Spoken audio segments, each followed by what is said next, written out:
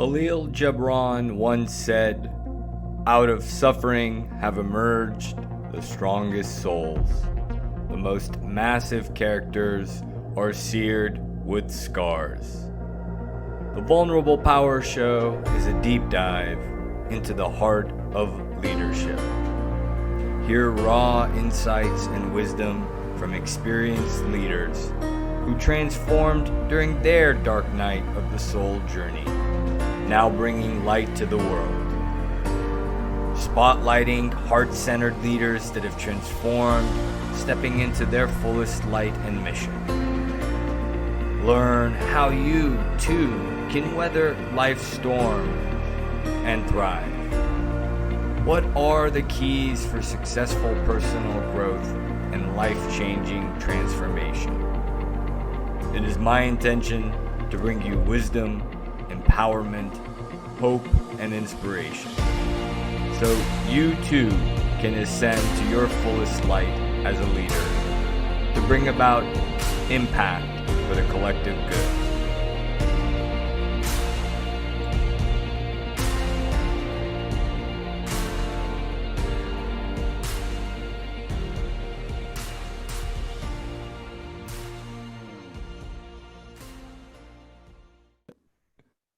Greetings, everybody. We're here for another edition of the Vulnerable Power Show, bringing you insights into transformation for inspiration and hope, and how that brought about heartfelt leadership. Today, I have a soul brother, fellow Sagittarius, Jeffrey Besecker. Jeffrey, how are you today, brother? I'm fantastic. How are you, Hass?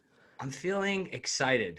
I'm excited to be sharing space with you, and a little nervous because we're live and technically recording. And you know that perfectionist in us that goes in that moment, that's kind of a little bit of the excitement mixed with that, to be raw for the audience. So that's what's coming up.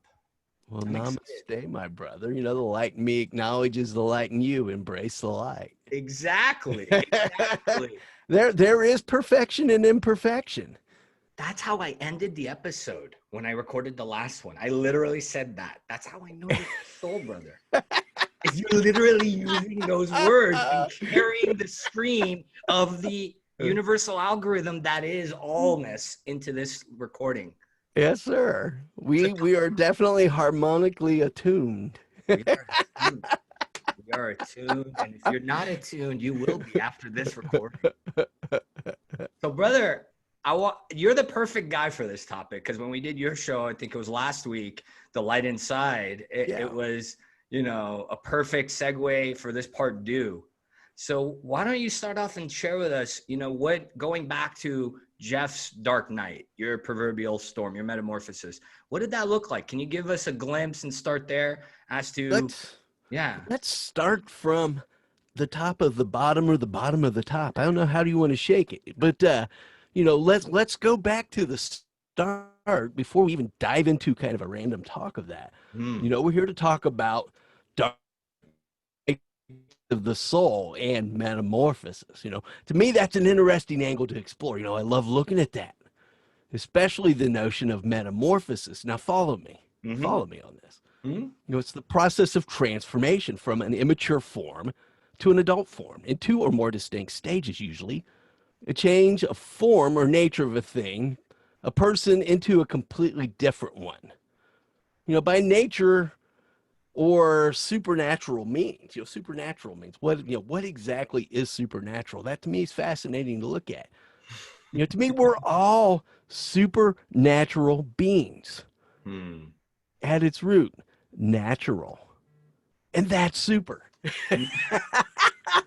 It's interesting. We have that, right? We have that. We have that. But, you know, all of life is an evolution and change. We are in constant states of metamorphosis.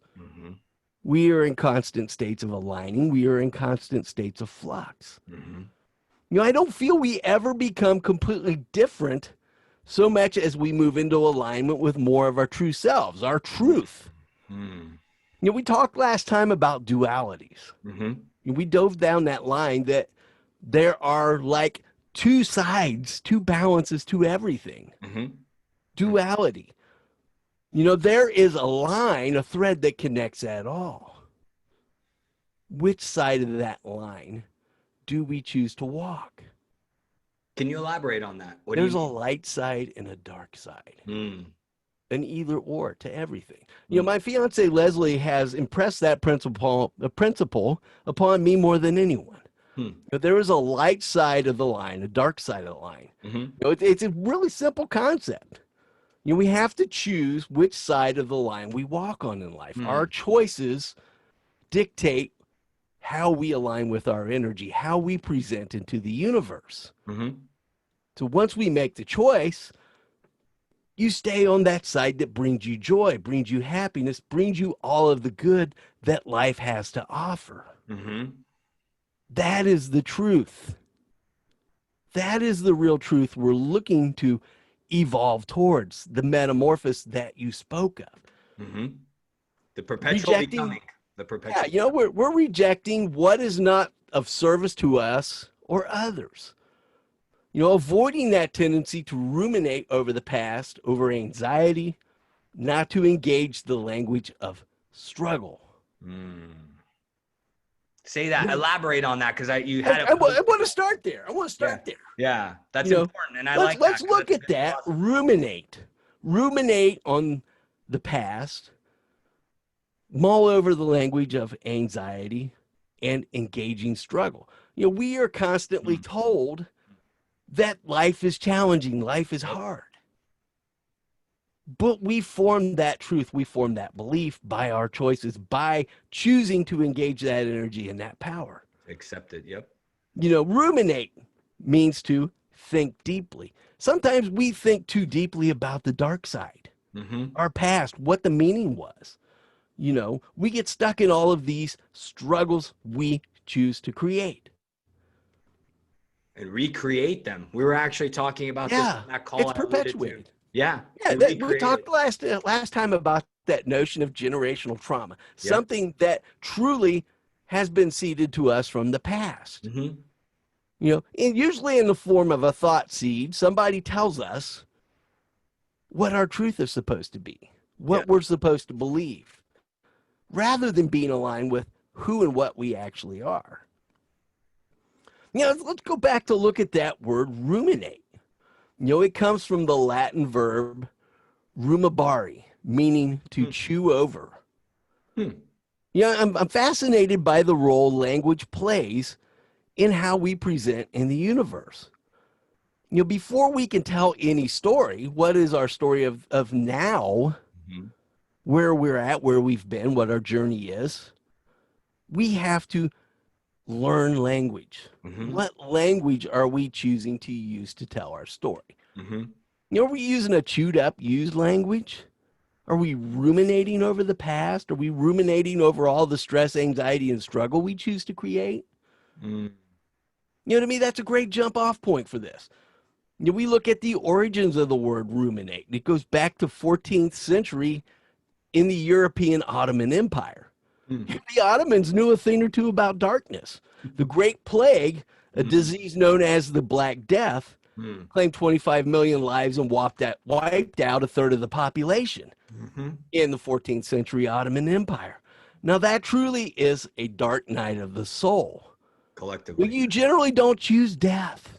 Mm-hmm. If you're given the choice, death usually is not a logical choice most people create and choose. Mm. Mm. So, that's fascinating. Let's look at first, what truth are we choosing to create? Are we choosing to create the dark truth, the dark night of the soul? Or are we choosing to discover the light inside?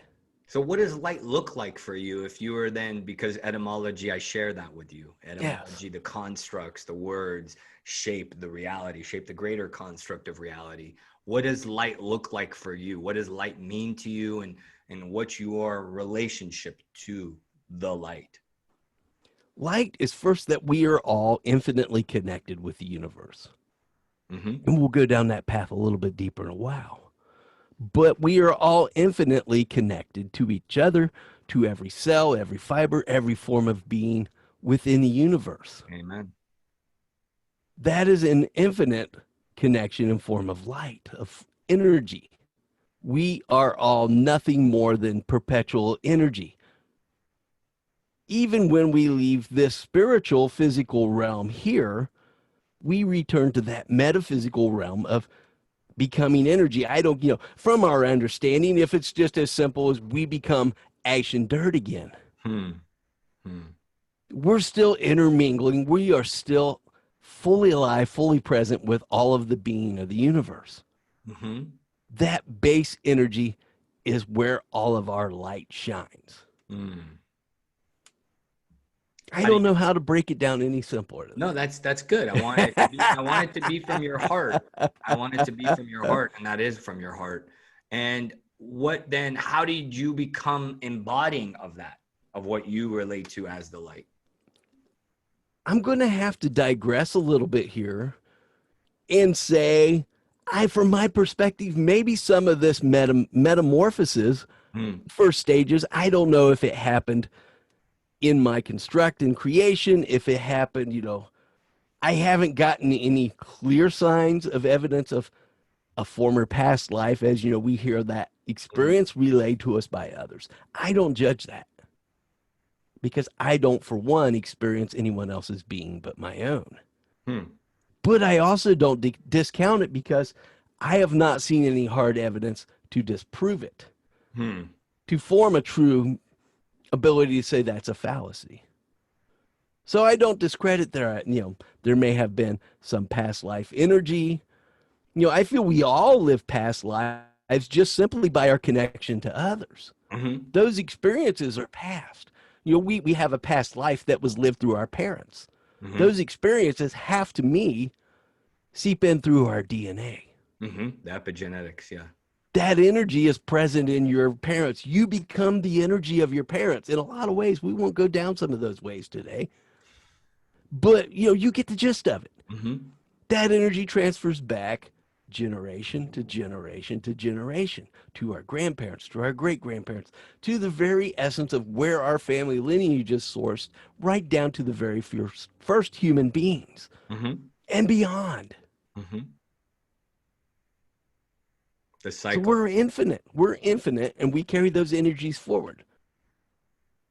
How do we choose to bring that energy into our present truth, into our present being?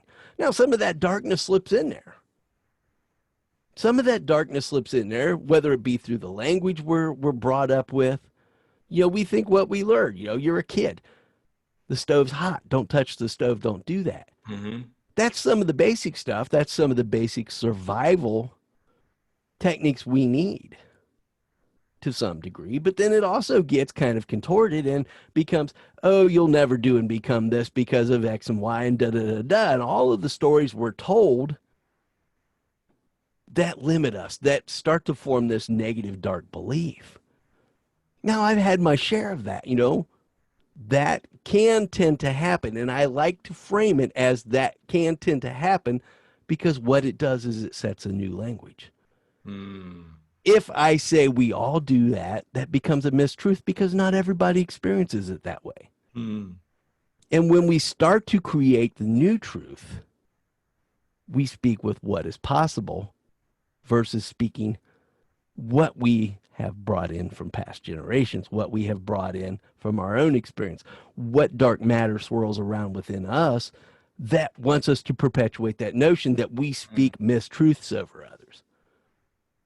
Anything where we say, in the past week, I've really tuned my awareness into this. We all do that.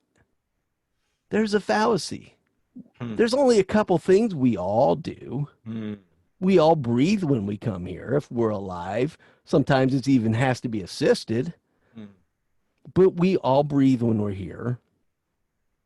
We all have to have some kind of nutrition when we're here. We all need some type of water liquid intake while we're here. But above all that, there's nothing else that we all do. Mm. That's a fallacy that's constructed. That becomes a generational mistruth. That becomes limiting. that can become a dark night of the soul. Now, I let that play in a lot of ways. And again, we'll segue down to that. We're deconstructing what is truth, what is light, what is dark. Mm-hmm. I'm starting from the top and working down, I guess, today. I don't know. I like that. I like I'm that. following it. I'm following Yeah, well, because in a lot of ways, you're talking about what I claim, phrase it as reclaiming your power, shifting your awareness to the seat of the observer, and really having the awareness to say, what words do I speak? Because they can perpetuate old cycles, which is what you're speaking to. And I like that, because that requires the effort that not everybody's wanting to expand. Well, see, there I go. See, let me catch See, myself. isn't that That's a great example? Yeah, of putting That's a great collectively into a box. Yeah, I was about to articulate a biased construct. You're right, and we did this last time. Programmed to relate for some reason. But Yeah. when we relate, how are we relating? Why do we relate that we all have to manifest darkness, that we all have to metamorphose from some dark point? So is that a truth? I like to look at that. It may become what light or dark experience. What experience? I like this. Yeah, let's broaden our minds. Yeah. Let's broaden our minds, because the truth comes from that openness. Let's not perpetuate dark energies from the past. There's a mystery to me in how those energies work. And I believe from my experience that some of it tends for me to push me to think that way. Right. Doesn't mean that is the way or that is the truth. And it's interesting, because that is very much the boxes that we put ourselves, others, the collective in, and the projection game. It's very real. And it's subtle, because you can continue to, no, don't you do that. You bring it. No. You got it. Finish that thought for me. I'm riding that with. Well, it's interesting, because what I was going to say, where I was going with that is it's a catching it. It's a subtle refinement of it. Yeah, and there again, that truth just boom, boom, boom. It's when you're truly aligned, two people create spontaneously together. Okay, this is where I went with it this morning. I'm diving in, and I'm looking at, we are spiritual beings, whether we want to admit it or not. We inherit in our DNA a design that returns us home to our true essence, a greater self, or a limitless self. There is your quote from an author by the name of Debbie Ford. We are spiritual beings, whether we want to admit it or not. And inherent in our DNA is a design to return us home to our truth, essence, and our greatest self, or limitless self. God rest her soul. Debbie Ford, rest her soul, experienced cancer. There again, do we battle cancer? Do we experience cancer? I don't know. I'm trying to take the battle out of it. Why do we fight so much in life? Why do we fight so much in life? Why can't it be? That dives down a whole nother hole. At the end of our deaths, what do we become? Are we, but what we do is mystify it, that it's a great arriving somewhere, yet we fight this great arriving all our life. That's arriving now. Yeah. It's contradictory. We kick it down the road, right? Yeah, kick it down the road. And there again, we've diverged from the dark night of the soul, but this can all become darkness throughout our entire life. Well, this is the construct that keeps us in the Maya, keeps us in the darkness of the illusion or the distortion, right? Is the distortion of the words and the distortion of the constructs, which we can be responsible for and contribute to, which is very key in terms of the preface. We'll call this what is it? Is it epilogue? Is the before? Epilogue. We're going to epilogue it like a Star Wars episode. Yeah, this is epilogue, episode 1. And then there was Jeffrey. Yeah, so we're going back, and sometimes the story takes a while to unfold. Going back to Debbie Ford, I'm like diving in. What am I channeling here? Because I had never heard this quote before. I'm like, but I feel this resonance with it. And I can't remember exactly what the phrase was. I do this a lot. I'll channel a phrase. I'll type it in. And to me, it's channeling, because the thought appears. I don't have any recollection of where this phrase was. to pinpoint I come in contact with it. I've never read the book. But from what I'm gathering, this is now a great book that I need to read. The book, the main book that this quote come from is called The Dark Side of the Light Chasers. And I'm like, what a better way to connect with this topic today, because we are all light chasers, and we have constructed this notion that we are chasing the light rather than we are always in the light. And I'll unravel that and unpack that in a minute too. Yes. We are always acting, and there again, there is a tendency in the human nature. Presume everybody's doing it.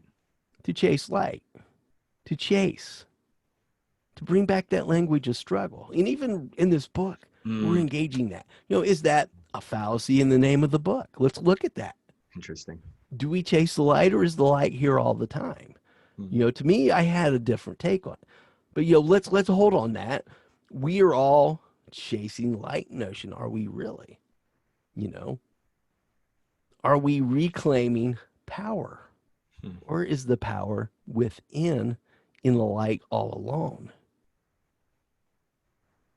Well, how do you relate to that then? So for me, it's this notion of the recognition that I always had the light, and in that way I had to reconnect with the light. And in that awareness shift, I was subjectively and experientially having a human experience of a separation from the light. Yeah. How do you relate to that construct? Of that in the human form, there is a duality in a sense in the experience of it. No, I don't know. This is one that I am deeply rooted in. And I said, we spoke before we went live that I am currently going through this week-long process where I'm trying to kind of turn down the outside noise, dial in my focus, channel the energies of the world, and figure out what is this next step, because I know I'm on the verge of another metamorphosis. Ooh. Maybe happening now. It's already undergoing. So as a part of that, these things are filtering in, and it all becomes a part of the bigger story, the bigger energy to me, because everything we touch has meaning.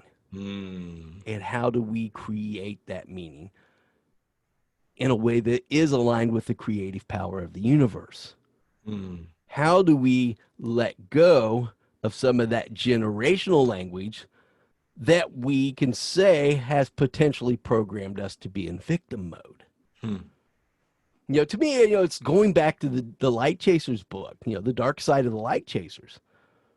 In the book, they examine the fascinating process of projection. There we are connecting with your point of projection.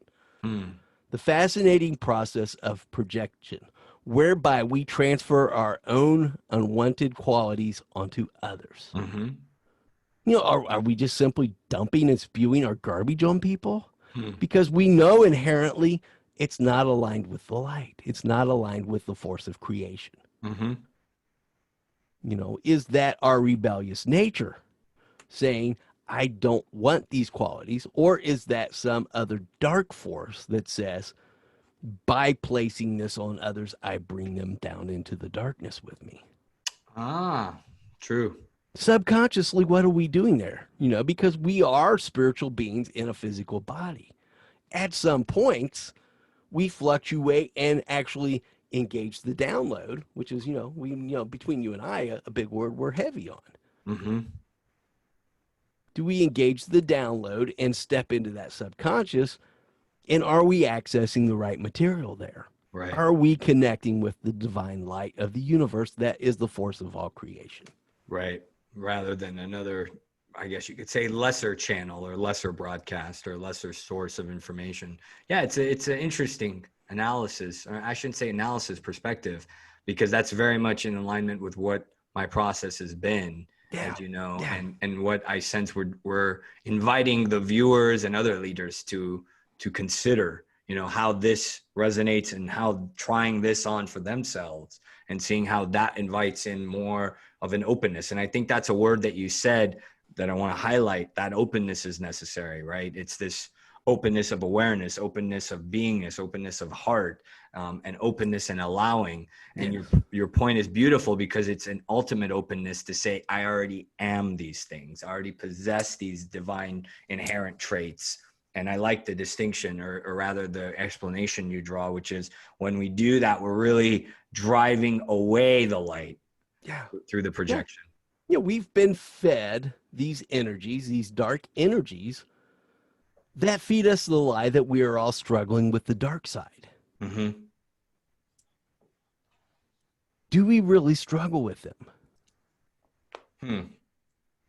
You know, no one controls that switch ultimately but you. You know, it's within. What choices do I make with where my energy aligns, with my perspective, with where I engage with all of the energy of the universe? You know, we again are born into the light. You think about the process of birth. There's a light that we see first and foremost. You know, that is that light of bursting forth with all of the energy of the world. The world as we know it physical here. You know, we can look at studies of babies in the womb. The first sensory perceptions we have are of light and sound, but we are connecting with all of those energies of the universe. Light and sound, sensations of motion. You know, unless you choose to flip that switch, the light shines. It's when you literally walk in a room. It's up to you whether we choose light or dark, whether we flip that switch. That switch for human beings is inside of all of us. You make that choice whether or not I am seeing the light or I am putting myself into a dark situation, if I am aligning with dark energy. No one makes that choice but you, because you are the only person that can connect and tune in your perceptions. So is the button controlled by the perceptions? Is that what you're intuiting? Yes, what I'm intuiting is the button is controlled by your reason to create the perception.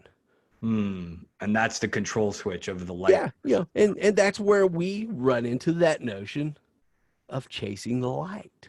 You know, are we creating our own desire to run, our own need to suppress? Are we adopting others' energies in doing that?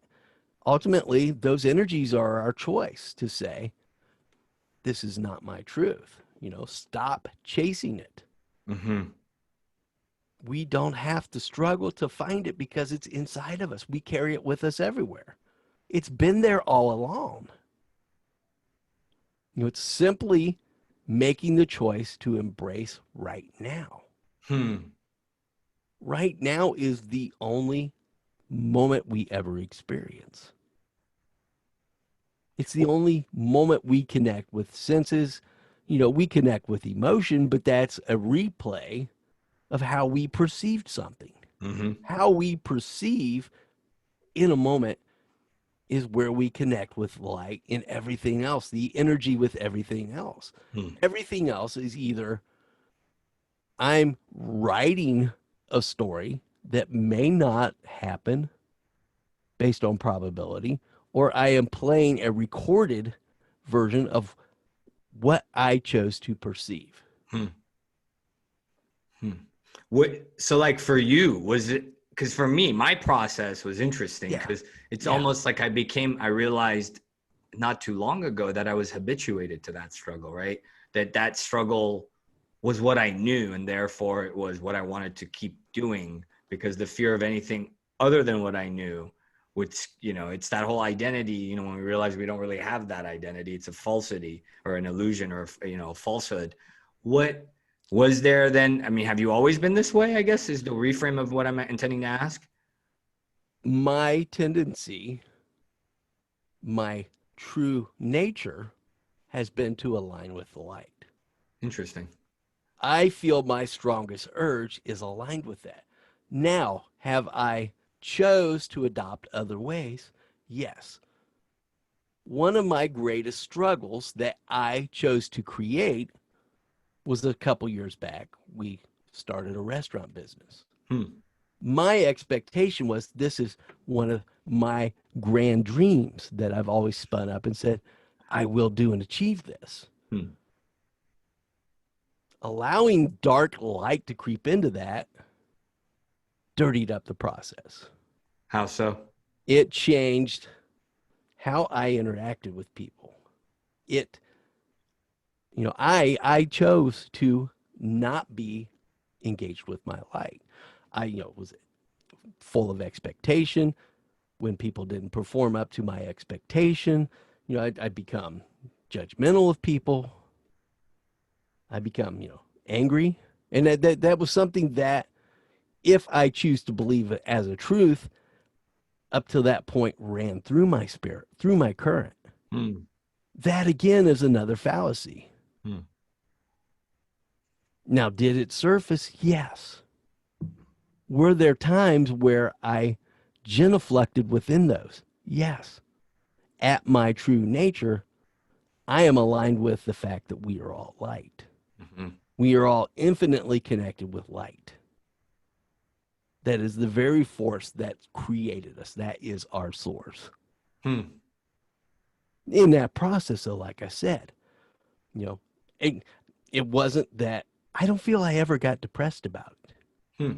And that may sound arrogant, that may sound cocky if we choose to view it with that perception. I did not experience those things to my recollection, to my perception. It surfaced as judgmentalness and expectation of others. It surfaced as anger more than anything.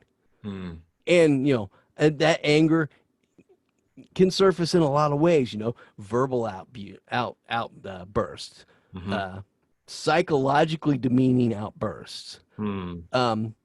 Physically, I would hit objects, but I didn't hit people. But that has the same psychological punch of energy and gut. Words often have more of a psychological gut punch than physically doing anything toward anyone. It's explosiveness is explosiveness. Explosiveness is dark matter that disturbs the light in others. So that's where my relationship was.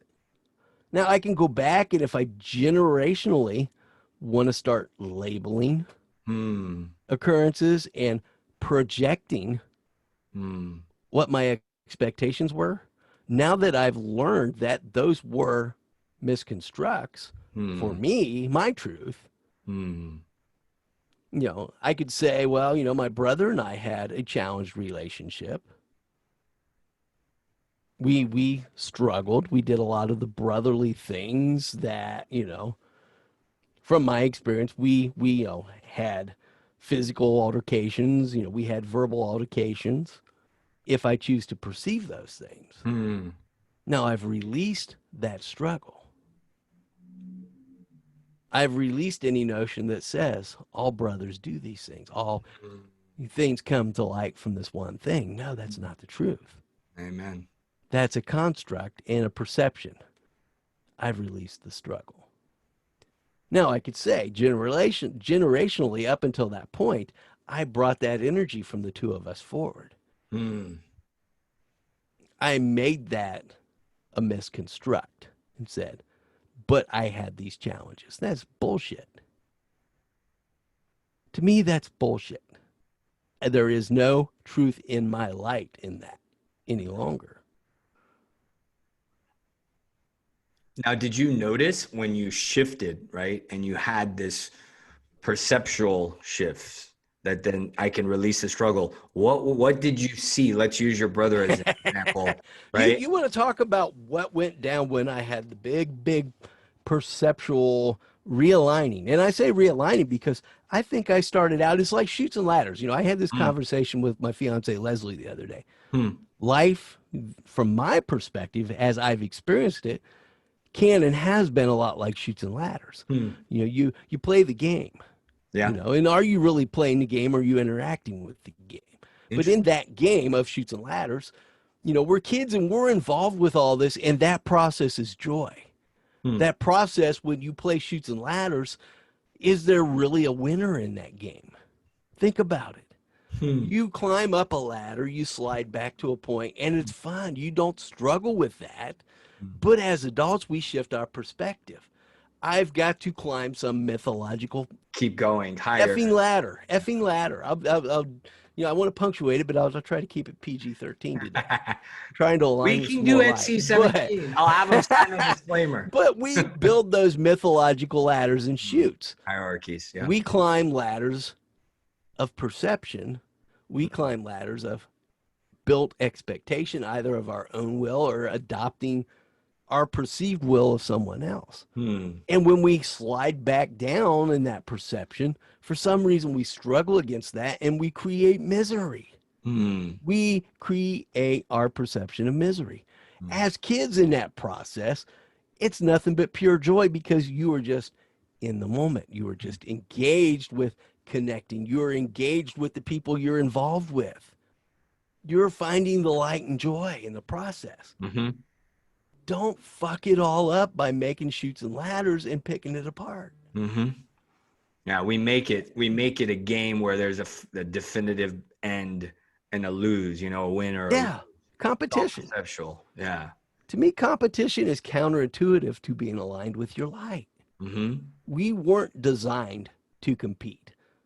I'm going to step boldly on a limb and say, I feel we weren't designed to compete.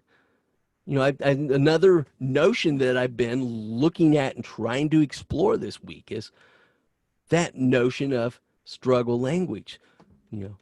We all struggle, in quotes. We are all challenged, in quotes. And a part of me inside says, I'm calling bullshit on this. I want to feel it from my perspective. I want to kick it around the block and see what sense I feel I can make of it, what meaning I can make of it. There again, is that another realm of reality that we're choosing to create?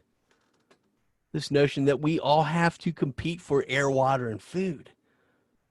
How much of that is actually truth? Because those are truly the three things we all currently have a perception and understanding of needing while we're here. Now, maybe that again is just we haven't quite figured out how to fully align with our truth, and we really don't even need that bullshit. That's a deeper dive, and I'm going to leave it wide open because I haven't seen any preponderance of it. I haven't seen anything to surface it. Well, it's interesting. It's because what do we accept, and what we're accepting, is it laden with misconstructs, as you call it, or illusions? Because that statement, for a quick, parenthetical, is you're implying that water, air, and food are scarce. So I like what you do. You operate the same way. You deconstruct it to say, where's the base energy? Where's the base essence? Where's the light in this? And if there's no light, let's strip off the tarnish. Using that vernacular.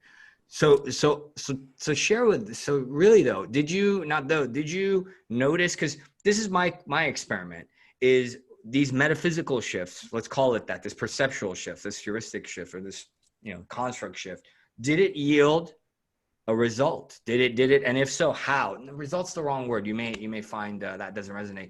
Did the energetic shift create a human shift? Did you notice a relational shift? When you are hell-bent to make the choice to create chaos, it's very fucking obvious. Say that again? When you make the choice to create chaos in your life, and you alone have that reason and ability, by and large. Now, I'm not discounting. There are certain conditions that we, to the best of our knowing, think we lose that ability. Well, or you could be like unconscious, you could be desensitized to it. So let's put those. Well, there's that level, and then there's also the level of, let's look at some of the psychiatric conditions that we've tried to form meaning around. Interesting. And are we still at our greatest level of truth with anything in life? I mean, is that ever a goal to finally arrive with anything? So that's a whole out there. We'll go out there and leave it go, because that's not the truth we're going to fully unravel today. So that concept, By that you and said, the large, to chaos, me, when you create the chaos, how oh, did, I created it. You know, I created that energy. I made a choice to say, I am finding a judgment in this situation. I am finding a judgment in this person, hmm, and then forming a meaning of that that has a dark nature. You know, I expected you to do something. hmm, You hmm, don't expect and will anybody to do a goddamn thing in life. hmm. We all make our choices. You can invite, yeah, free will. And you invite the chaos when you step out of that and try to become this force that says, my will is dominant, my will is power, my will is going to engage what we perceive as this dark matter and try to enforce something in you Hmm. instead of allowing you to align with your truth. Why do some people keep doing that? Because we see it all around, right? So the collective is a construct of individual experiences. So there's obviously a hellacious, from my, Yeah. let me Well, reclaim that. there Yeah. again, let's back that one down. Okay. Why do some people do that? I can only answer for Jeff. I You can can only only answer answer for for Haas. Haas. That's true. That's So true. why did I do that is somewhat of a mystery to me because it was even counterintuitive at the time. And you just make a badass choice. It Hmm. says, I think by enforcing this, I'm going to change the will of the universe. I am going to change the natural order of that person. Right. You Sorcery. can't make anybody else choose a goddamn thing. Only you can choose the actions you take, the thoughts you have, the way you relate and interact with those. Mm-hmm. Only you, Haas, can allow things to infect you, literally, Mm-hmm. to change that. Mm-hmm. So what we allow goes back to that open and that allow. Yeah, and that's a choice. Well, then what made you backslide if you were to then go back and like, I guess, take a quick look at it and observe it? What made you backslide from your light into your darkness? That's, like I said, that's a mystery for me to still unravel. Interesting. Why? And to me, we start to project back and ruminate. Is it Ah. productive? Hmm. When you know it was just at your soul understanding wrong. That Hmm. was not what brings me happiness, joy, and light. Hmm. Happiness, joy, and light. Hmm. So why ruminate on it? Now, I'm going to back that up again. There's a syndrome out there called rumination syndrome. Hmm. Scientifically, this is the label we've placed on it. Condition where people regurgitate and either vomit or re-swallow, and this is going to be gross for a minute, their food or drink soon after eating it. Those things we try to feed and nourish ourselves, Hmm. we're basically wrestling with and puking back up. Hmm. So often in life, we get caught in that act, that very act of ruminating and looking back can, for some people, if they choose, become that act, that point of regurgitating the dark mistruths. Hmm. Ultimately, we are feeding ourselves because we are making our own perception of things. Interesting. That's probably with potential to go out on a limb. That may potentially cause a disturbance for somebody if they choose to engage it that way. Hmm. And if you There apply that, again, yeah. we are in charge of the boat. We are the Hmm. captains of the ship. Now, there are certain things where physically people try to latch on us. There is a physical interaction there. There is a physical interaction with the energy people project upon you. Mm-hmm. That energy of words, that energy of a look. Think how many times somebody has shot you a look. Now, your perception is where you govern and connect with that. Mm-hmm. The alchemy, the relational The alchemy. alchemy, and we take a choice in that. A lot of that can be from a conditioned point. How do we rise above and reach back to the light and say, ultimately, I don't want to be engaged with that. Hmm. Ultimately, how do I turn that back with a ray of light. Hmm. And that's a deep thing. Someone is trying to shoot you. It's hard to be a light. We have the perception that it has created the notion that it's hard to be light. If someone is screaming at you, we have created a notion that it can be hard to be the light. But ultimately, it all revolves around how we choose to perceive it. How do we engage in that? Now, hopefully, we are creating enough of that light that we eventually move away from those actions. We get out of, well, yeah, it's that choice. It's that perpetual Yeah, choice, that yeah. re-practicing it or practicing it You over. know, and there again, that's another theory that change is hard. How Hmm. quick does it take you to decide, I want to hear this guy talking and I'm going to leave him roll, or I'm going to shut him off and I'm going to click the no record button and go away forever? Hmm. Hmm. Simple choice. Hmm. Now, we weight it with perception, and that's a whole nother deep conversation. We could probably go on for 2, 3 hours about that one. It's what you make of it. There are Yeah, no rules, and the only rules are the rules you create. yeah. You know, I know that there is a certain inherent part of my truth, whether it's something I've created or whether it's how I relate, that knows that when I engage certain notions like this, it can be perceived differently. It can be perceived as something someone struggles with. There again, that's my perception of it. So, other than the perceptual shifts, other than the awareness of the constructs and the words, and then how we choose to engage, what shows up for us, right? That choice. Yeah.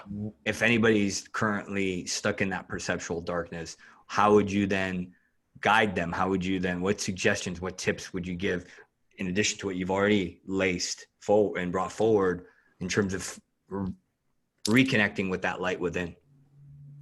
You know, that's a big one. And that's where I'm trying to set with things this week, because it is a shift with where I was starting to coach people. And, you know, on the surface level, you do a little of those light aligning things, a little of those helping people hopefully to find a different way. Hmm. But I'm at an impasse now where a year into this practice, a year in with interacting with people on a daily and weekly level of trying to engage these things, saying, there is now a time to pause and say, how do we find a greater meaning in things? To Hmm. me, that is part of the thing. Where do you pause to bring yourself back to a present moment? Present moment says there is another meaning that will come out of this, the next download. We talked about that before. Mm-hmm. That download of connecting to a divine creator energy that fills you with that spirit of being. That kind of helps guide that beacon of light where you go in life, or that choice of that beacon of dark, Hmm. that beacon of, I'm going to now become chaos. Hmm. Chaos is never enjoyable. If it is, it's not in the right way.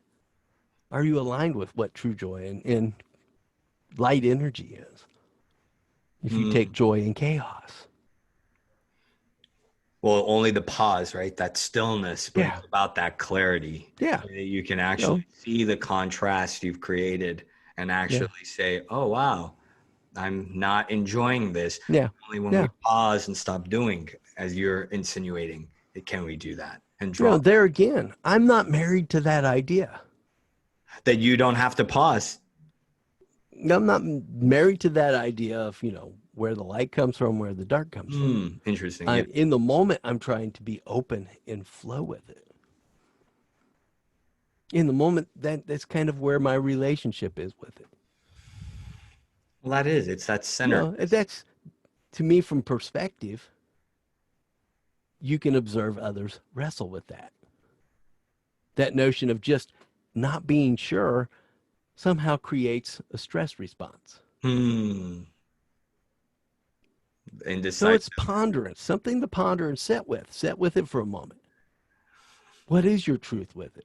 Where is your light in it? Hmm. Where do you find meaning with it?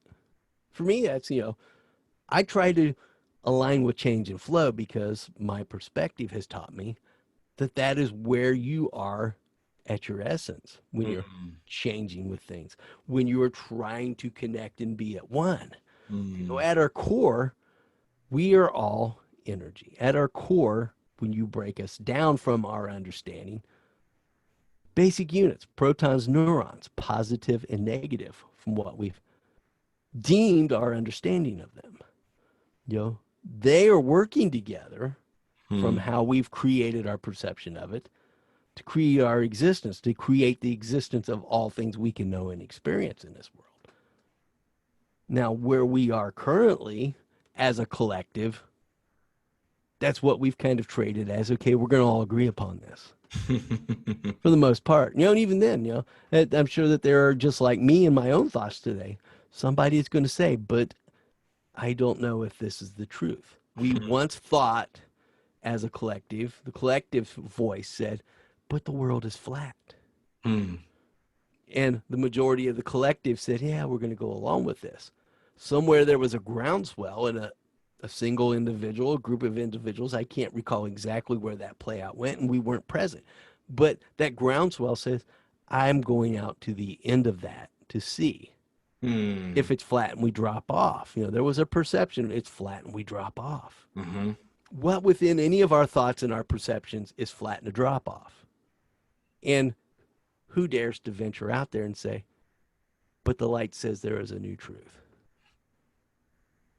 The psychonauts in us, right? Alan Yeah. Watts was a big proponent of that, to kind of go into the outer realms and test some of these Yeah. perceptual truths, or the quote of Campbell saying that the mystic can drown or swim in the waters that the psychotic drowns in, is going all the way out to test the theory of this conceptual flat earth, or in this Yeah. analogy. Yeah. Like, is this really the case? And that's, in a sense, what you There again, like you said, have we just chose to form another belief in, what is flat, what is round? Hmm. You know, it's it's open.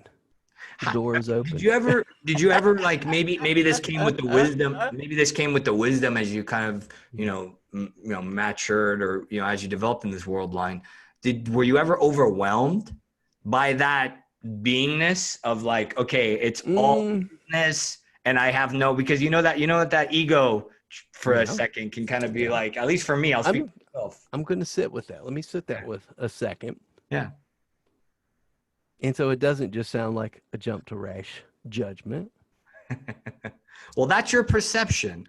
Perception, yeah. That you have to Hey, think, Jeff. I invite you into that. You don't have to we think. had this conversation in another talk where I have felt like I don't have a lot of that normal fear gene. Yeah, you did mention There that on again, your what is show. normal? But I have not related to things with fear. I have related with, I have an adventurous, exploratory nature. Hmm. From my perception, I have been driven to be the guy that says, I'm going to go out to the ledge and see what's out there. And once I get to the ledge, if it's complete darkness, I have no fear to jump Hmm. and pay Into the the abyss. piper. Into the Jump and pay the piper into the abyss, because that has been my motivation and drive. yeah. My motivation and drive, with the best of my recollection and understanding, has been to push for the change in evolution, has been to go out there and seek. Hmm. Well, in a sense, we're all chasing that light within. Yeah. Stop chasing it and just simply embrace it. Give it a big old hug. It's in there all the time. We are connected from our heart source, what we call a heart source. When we feel, where is it? Within. We don't look over across the room and say, oh, over there is my heart and I'm hurting, or over there is my joy. We feel it within. So those feelings are within. How do we make meaning of those feelings? And we, with feelings, from what we have from perception, from what we have been constructed to believe, are within us. But ultimately, do you decide to be anxious? Do you decide to be fearful? Or can you simply decide to be the things that become a greater light? Do I decide to be angry, or I decide to simply release the struggle that notion, that word of creating the struggle, because ultimately there's no struggle until you create it. Or just Okay. move to a joyful state and say, I'm fine with that. Because over here, Mm. our reality chooses joy and happiness. Can I invite you into the etymology of the word decide being to kill a choice? So Really? Yeah. perhaps consider chose. Let's look at that one because that's one I've never really pursued where our You, generational unravel is on it. where you can either decide or you can choose. And Yeah. choice, the way I perceive it, is it's the affirmative, and then the Yeah. decide means that you have to pick Yeah. A or B. You have That's to interesting decide. to me when we really look at the etymology of it because we deem a lot of things that we're trying to lose as Mm-hmm. de-escalate, Mm-hmm. Mm-hmm. detach. Mm-hmm. Decide is ironic to me because we're trying to come to a conclusion of some sort, an arrival of senses from our perspective, but we're de something. We're deciding. Which side are we on? Well, right. And then the conclusion is that there is no conclusion. And so Yeah, it's a fallacy to decide because it all it is it's trying to force the conclusion, which the to pick a conclusion side. implies. The conclusion implies all choice, all possible. If you look at the root, if we look at the root and choose to make meaning of that, The meaning is all we have, right? It's don't meaning the meaning is the de, meaning we de give it. meaning Yeah. the loss of or the elimination of Right. what we've perceived and what we've created as meaning. Don't pick a side. So yeah, there's a lot of chaos and uncertainty in that. That's interesting. That's one to ponder. And I always like to leave with one to ponder. Oh, I wanted to give you at least one to ponder, if not multiple to ponder. Well, I am grateful for that because anything to me that brings an insight and a chance to consider, a chance, a potential, I'm in love with Well, I'm in that. love with your in loveness, Jeffrey. I'm in love with your in loveness. But I guess this question of what would you want to be remembered by is still marinating. At this moment, what do you see when you leave this realm? What do I want to be remembered by? And this is another one always finding ironies and meaning. I I had a conversation in my last podcast episode where we talked about I think it was three stages of death, and I'm probably misquoting that. Hmm. But there were, the various stages of death, and ultimately that being, the leaving of the physical body, Hmm. where does our spiritual realm go? And then ultimately the legacy of who we were. Hmm. And eventually that dies. So when you look at that from that angle, we are on a constant quest for meaning, a constant search for meaning of the life we have here, and with a notion that we're going to leave it behind and it be infinite to some degree. Hmm. Correct? I mean, how do you experience that? Do you experience it that our sense of legacy, we are prodded or poked with the notion of this enduring, never ending, infinite meaning to who we were while we're here? It's How interesting. often is that a factor from our knowledge? Yeah, it's tough to tell. For me, I've been looking at it and kind of orienting to it this way. Yeah. Somebody Yeah. once told me, and it's interesting. A soul friend said to me, "If you make it about you, then the Yeah. work ends when you end. What you're Yeah. here to do is Yeah. continue the baton for the The divine, for the baton. algorithm, right? And Mm-hmm. that's what I meant. Is what's your But leg of the race? yeah, What do you see your leg of the race, that your baton that you're carrying? I guess to the extent that this Jeff in this form is what I'm curious I'm about. going to spread as much light as I can while I'm here, and it's up to everybody else to make their choice of what meaning it makes for it. There you go. I'm not going to force expectation on it.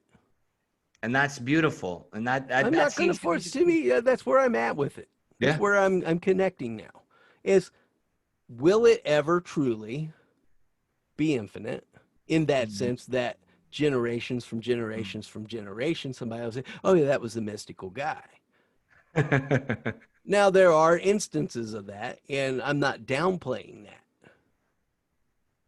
those things have created the greatest meaning that carries forward. I'm just here to create the most meaning I can and spread as much of that light as I can. And it doesn't mean that my entire goal is I have to get more of that light to others, and I have to get more of that light to others, and I have to get more of that light to others. And the more light I get, the more value I get. It's not magic fucking tokens to me. It's not like going to fucking Chuck E. Cheese, and I'm going to spit that F word out there again because I want to emphasize it. It's not like going to Chuck E. Cheese, and the more times you roll the ball in the big hole, you get more tickets. Do you want the big teddy bear or do you want the big dragon, So Jeffrey? why do we as human beings make our drive for the big ticket item? Why do we make our drive to put the ball in the bigger hole? Why? Because we've To me, adopted. that's where I want to find some meaning. Because, well, we've adopted the meaning. For me, it's because we've adopted the meaning of the predecessors before us, right? You know, I personally does our like the cheap ones. I didn't like the big dragon or the big. I like the finger traps and the chocolates that you got for less tickets. Yeah. Because Therefore, it was you know, joy. does our meaning have to be bigger to be better? Why do we create that construct? To me, those are the things I want to look at. That do they leave a legacy? Do they leave a meaning? Why do we make that the drive? You know, biggest thing is income level. 100 years ago, $100,000 was the magic ticket that bought you all the goodies. Right. Then it become everybody wants to be a millionaire. Da, da, da, da, da. Everybody wants to be a millionaire. Then all of a sudden, $1 million is chump change. You know, I want to make the da da da 7 figures. And now all of a sudden, in a very quick succession, before the 7 figures even took root and planted its seed up our nasty butts, oh, well, let's go for 8. Woo woo woo. There's always some guy in the back. Let's go for 8. Why are we creating those things? And do we create those? And do we make the choice to embrace those? Do those things bring us value and meaning? That's up to you, Hass. That's up to me, Jeff, to make for Jeff. And that is up to make for Bill Tanstead, Betty Sue, and Bob, and every other name under the sun. Don't forget Mahmoud. Mahmoud, yes, that was a very, very kind of Don't forget. Why slanted generalization, Yeah. was it? Why did you got to go with Anglo names only, buddy? Don't forget the Mac. And what slanted angles there again? What perception have I chosen to create in myself? I did go straight for the Anglo. Next time I want to hear Mahmoud in there, buddy. And I don't Mahmoud and Akbar and Ahmed and There you go. that's kind of there again. That comes slanted in another way, didn't it? And there again, Ahmed is choose to Ahmed. slant? I love it. I love it. We've went down another crazy rabbit hole. You know, there are so many crazy rabbit holes to stick your head into in life. So stick my head in this last one. If you were to leave the viewers for this segment with an inspired quote or something that you feel embodies what you like and resonate with, for the most part, what quote would that be, if any? Other than the Debbie Ford one, which came through. We use that one. Yeah, I knew you were, so I was like, no, I wasn't going back to Debbie. I've been sitting on one. And maybe this is a cop-out, but each of us has a story. The theme of the light inside. Each of us has a story, the light inside. What story do you choose to create meaning of? Ultimately, you're reading your own damn book. So what do you choose to create meaning with? What do you choose to engage with light? What do you choose to share with others? I like that. I love that. Each of us has a story. What story do you choose? It makes me happy, you know? And it sure is a hell of a lot better than creating the goddamn chaos. Amen to that. Clarity. From my experience, you know, and that's my experience with it. Clarity through chaos. Well, I love this. Are you going to come back for part 2? Once you've gone through this impasse? Like I said, why enumerate things? I am an infinite flow as far as that Are you goes. going to come back infinite perpetuity and infinite perpetuity? Come back and there you go again. There you go again, stealing words. And there again, I'm genuflecting back into a generation. There you go again, connecting with words that I've connected with this week. I actually sent a note to a friend of mine where he was kind of questioning those notions with, where do you end with something? Da, da, da. I can't remember the exact engagement, but my thing was, I am doing this I can't even spit it out, in perpetuity. In perpetuity, because I was like, okay, I'm going to try to unravel this one. I love that word. Where are we in perpetuity? That's a hard one to say. Let's all say that together. In perpetuity. Now, I'll wrap up here with random law fact. So in law school, one of the most difficult legal theories to learn is under probate estate planning, and it's called the rule against perpetuities, if I'm not mistaken. And it's got this really long-winded thing. And it's actually in perpetuity. It's in perpetuity. The rule against perpetuity is not against perpetuities, ironically. Ironically, that exactly is in perpetuity. Having contract experience, having worked with musician artists, part of a lot of the contracts in the old days was collecting royalties in perpetuity, and it was the clause, it was the long clause that never ended. So that's where we're gonna leave today's episode. Is I'm gonna say to the viewers, Jeff is gonna be here in perpetuity. It's kind of like I've locked you in. Ever present. Is that not a great legacy to be ever present? I love it. So you do have an infinite legacy, mofo. It's right there. I got it. I locked it in at the end of the episode. So thank you, brother. It's been thank you. It's been a joy. Experience. Are you kidding? It's been enlightening. It's been filled with light. You've brought in clarity, and I may have to change the theme of the show now as a result of as I ask people, hey, tell me about your darkness. Oh, wait. Now I'm going to remember Jeff. So thank you. Thank you so much. Where do you choose? For what did you make me choose? Well, thank you. I am so grateful because, there again, you've left me with things to ponder. That's the moral of the story. Each of us has a story. What story do you choose? Jeffrey Besecker, everybody. And thank you for tuning in to the Vulnerable Power Show, a deep dive, not into the darkness, into the light.